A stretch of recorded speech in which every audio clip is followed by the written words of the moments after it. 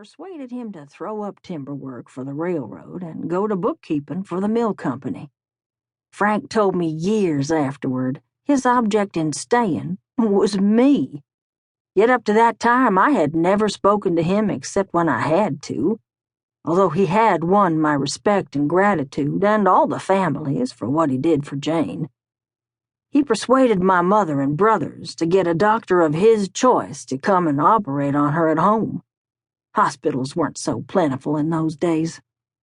He said the doctor would operate for $25, and if he didn't cure her, he wouldn't charge anything. Jane begged so hard, Mother gave her consent. The day the plaster cast was taken off, she took her first step in 5 years and walked straight to Frank, her eyes full of tears. "I will always think of you as the best man on earth. I have you to thank for my life." Frank said, "No, it is the doctor you have to thank, not me." All the family but me crowded around Frank and the doctor. I slipped out to keep from thanking him, for something about him made me know he held himself above us, didn't want or need our thanks for all his kindness. I respected him more than ever, but disliked him more, for now we were all under obligation to him, as I knew that operation had cost more than any $25. When I saw him slipping out a few minutes later, he was sick and looked so pale and lonely, but self-sufficient. Was the feeling that stirred in me for him hate, or was it love? Oh, no, not love. I was sure I didn't love him. Yet something seemed to say, "It is fate, and it will bind your life to his to the end of the trail." I wonder if that was love, and have wondered hundreds of times since. About that time, the mill was being enlarged.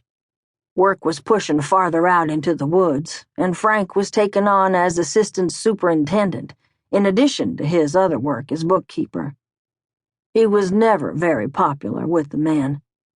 They thought him a big-headed dude, a man of mystery, for the simple reason that he stood for no interference and tended to his own business. He was polite to everyone, but claimed no friends. My oldest brother, Billy, held a good job and made good money. Sam, my next brother, had a better job than Billy's and made more money, but wasn't steady, didn't work regular.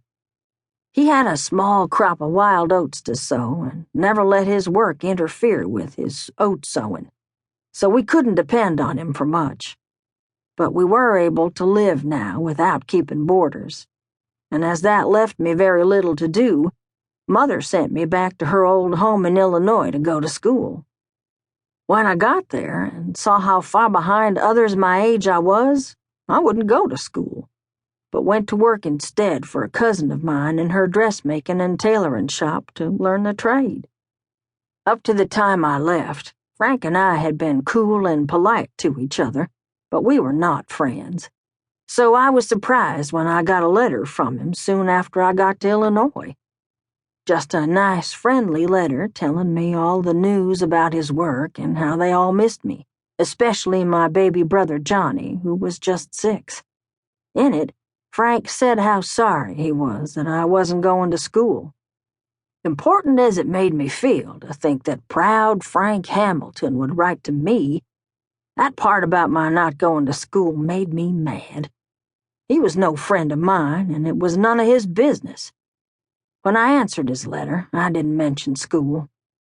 As the months went by, I got a letter from him every week. I never wanted to see or talk to him again, but I was glad to get his letters. 3 months from the time I left Arkansas, I got a telegram saying my mother and Billy were dying of pneumonia and to come home at once. My brother died 2 days after I got there, and my mother followed him in just 1 week.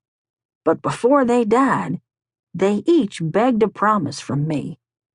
When I first went in the room to see Billy, dying quietly so Mother in the next room wouldn't know it, he sent the others out and said to me straight out, "Mary, I am dying, and my death will kill our mother.